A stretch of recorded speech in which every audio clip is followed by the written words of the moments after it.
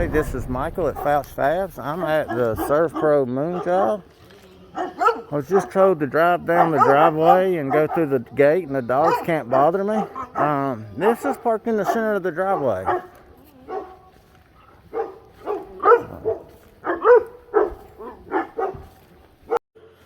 Alright guys, so we made it into the home. Turns out that the dogs could not get to this part of the backyard.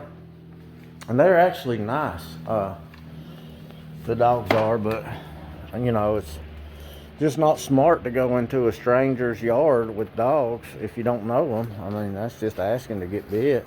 Dogs are doing their job. But we're in, and Beth from ServPro, that's my contact on the number.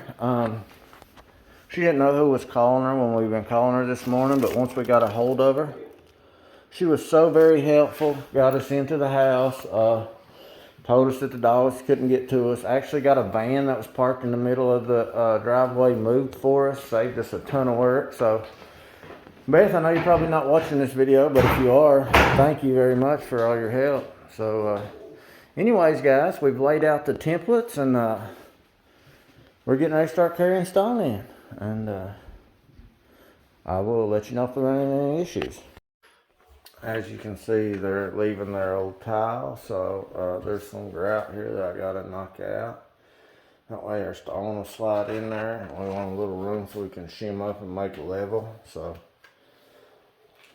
you know, we don't recommend people try to save their tile. It's always better to do it after the stone's in, but this is a little different than most jobs here. Alright guys, we've got all the tops in and we've got them leveled up.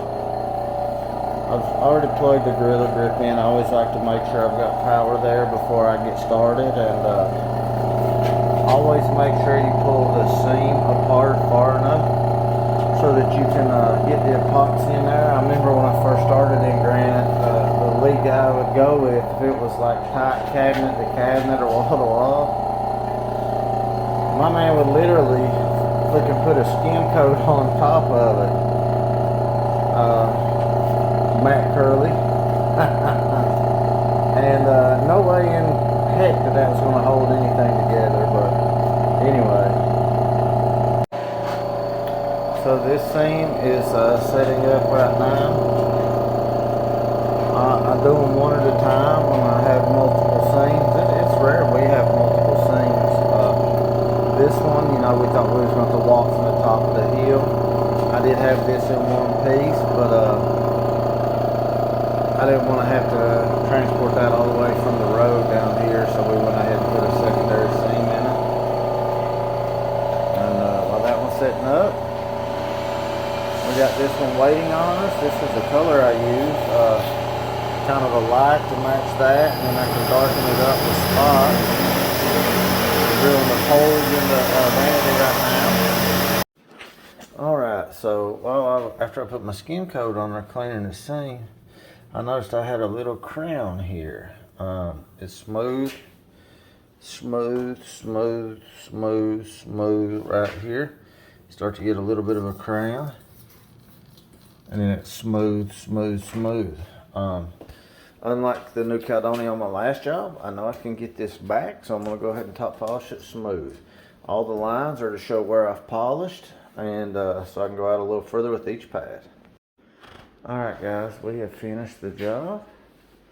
Everything's clean, sealed. I went ahead and ran a bead of beige silicone underneath that tile. That way it keeps water from getting down there until she gets her grout line put in. Everything turned out very well.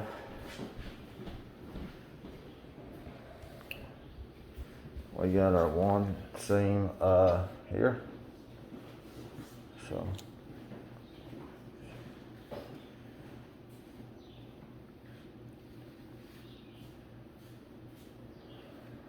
and we got our one seam. Oh, here. Sorry. So everything turned out great in here. We swept up and everything. And then the bathroom is in here. It's all complete also. Let's see this one.